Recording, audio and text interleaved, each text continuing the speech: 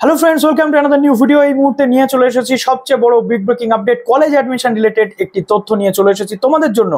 College অ্যাডমিশনের 2025-এ কিন্তু একাধিক পরিবর্তন আসতে চলেছে, যেটা আমি আগেও বলেছিলাম। আজকে চলে এলো নতুন তথ্য। কলেজ অ্যাডমিশন প্রক্রিয়াতে চলে আসছে নতুন পরিবর্তন, এবং আগের বছর যে প্রসেসে হয়েছে সমস্ত কিছু সেই প্রসেসে কিন্তু হবে না। কোন প্রসেসে হবে সেটা তোমাদের জানা দরকার। তার আগে বলবো যে ওবিসি নিয়ে একটা ভিডিও আমি অলরেডি শেয়ার করে দিয়েছি, সেটা তোমরা দেখো।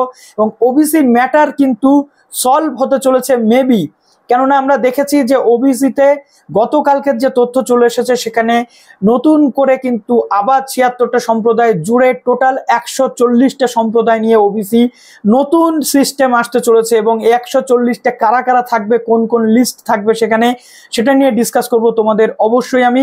এবং যারা নতুন আছো অবশ্যই চ্যানেলটিকে সাবস্ক্রাইব করে পাশে থাকা বেল আইকনটি ক্লিক করে দাও, যাতে সব তথ্যগুলো তোমরা টাইম টু টাইম এখান থেকে পেয়ে যাও।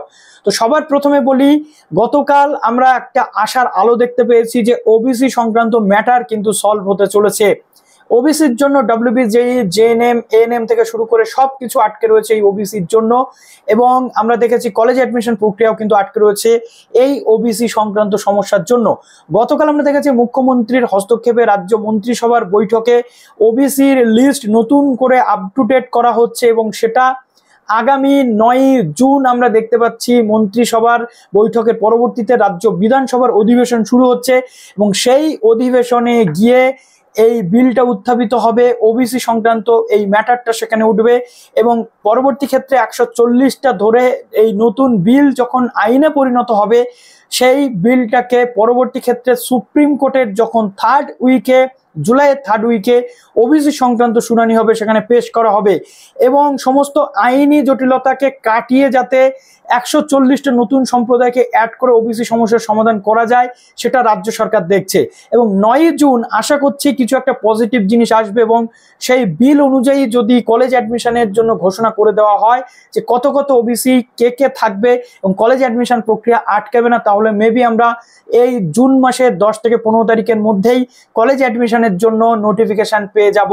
তো এগুলো তো ছিল একটা বিষয়। এবং এবছর কলেজ অ্যাডমিশনের ক্ষেত্রে ডব্লিউবিসিএপি পোর্টালে একাধিক জিনিস চলে আসছে। এক নম্বর হচ্ছে সেখানে এআই চ্যাটবোর্ড, যেখানে তোমাদের সমস্ত সমস্যার সমাধান মিলবে। কেউ যদি ফর্ম ফিল আপে ভুল করো, সেখানে প্রশ্ন করলে তোমরা অটোমেটিক অ্যান্সার পেয়ে যাবে।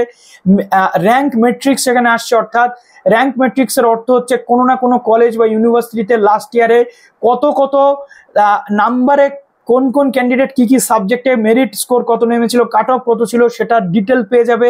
যার ফলে তুমি 55%, 60%, 65% নাকি 80% পেয়েছো, সেই কলেজে তুমি অ্যাডমিশনের জন্য যোগ্য হবে কিনা, তুমি সুযোগ পাবে কিনা, সেটা তুমি বুঝতে পারবে। এছাড়াও এআই এর একাধিক ফিচার্স আসছে, যেখানে তোমাদের ফেক প্রোফাইল হলে সেটাকে এআই বলে দেবে, সেটাকে ডিলিট করিয়ে দেবে।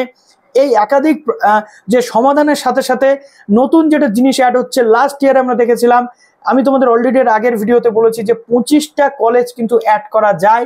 যেটা কিভাবে অ্যাড করা যায়, তুমি চাইলে একসাথে 25টা কলেজে আবেদন করতে পারো। তুমি চাইলে একসাথে 25টা সাবজেক্ট, বিভিন্ন কলেজ 5টা কলেজে 5টা করে 25টা আবেদন করতে পারো। টোটাল 25টা কোর্স তোমরা অ্যাপ্লাই করতে পারবে।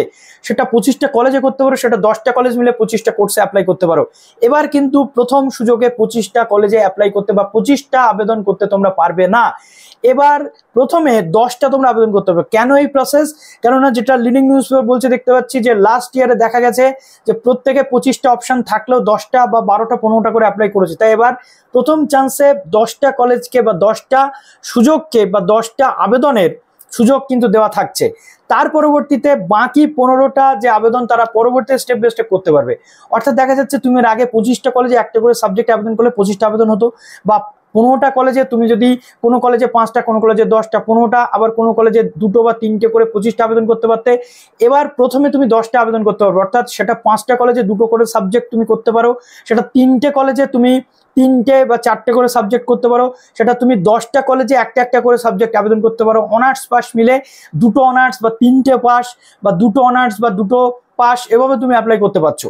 এবার প্রশ্ন হচ্ছে যে তাহলে বাদ বাকি যে 15টা আবেদন কিভাবে করবে? প্রথম সুযোগে তোমরা 10টা আবেদন করতে পারবে, 10টা কলেজ হতে পারে। আবার পরবর্তী ক্ষেত্রে তুমি 5টা কলেজে আবেদন করতে পারবে, এই হলো 15টা। তার পরবর্তী ক্ষেত্রে তুমি 5টা কলেজে আবেদন করতে পারবে, অর্থাৎ first round, second round, third রাউন্ডে গিয়ে তুমি 15টা, তারপরে মপ আপ রাউন্ডে গিয়ে আবার নতুন করে 5টা নতুন কলেজের জন্য কিন্তু তুমি সুযোগ পেয়ে যাবে। এইভাবে টোটাল 25টা কিন্তু শর্ট আউট করা হচ্ছে। অর্থাৎ আমি তোমাদের বলেছি কিভাবে এই কলেজগুলোকে লিস্টিং করতে হবে।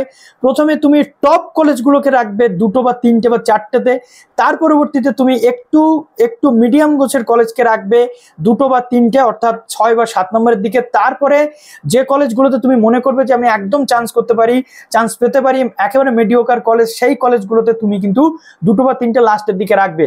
তার পরবর্তীতে যখন লিস্ট আসবে তুমি তো জানবে যে তুমি কত নম্বরে চান্স পেলে, তুমি থার্ড ক্যাটাগরির কলেজে চান্স পেলে নাকি সেকেন্ড ক্যাটাগরি নাকি ফার্স্ট ক্যাটাগরি ফার্স্ট চয়েসে চান্স পেলে। যদি ফার্স্ট চয়েসে চান্স পাও তুমি অ্যাডমিশন নিয়ে নেবে।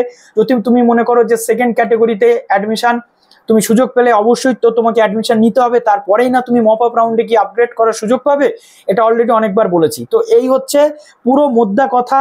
তো কলেজের যে সিস্টেমটা 25টা ধরে এগোচ্ছিল সেটা এখন 10টাতে নামাতে হবে। টপ 10 কলেজ কি কি আছে তার মধ্যে first choice, second choice, third choice, এইভাবে তুমি কিন্তু অ্যাপ্লাই করতে হবে। তো চলো ভিডিওটা এখানে শেষ করলাম, এবং ওবিসি সংক্রান্ত বিষয় মিটলেই তো কলেজ অ্যাডমিশন শুরু হচ্ছে। ভালো থেকো সবাই, বেস্ট অফ লাক।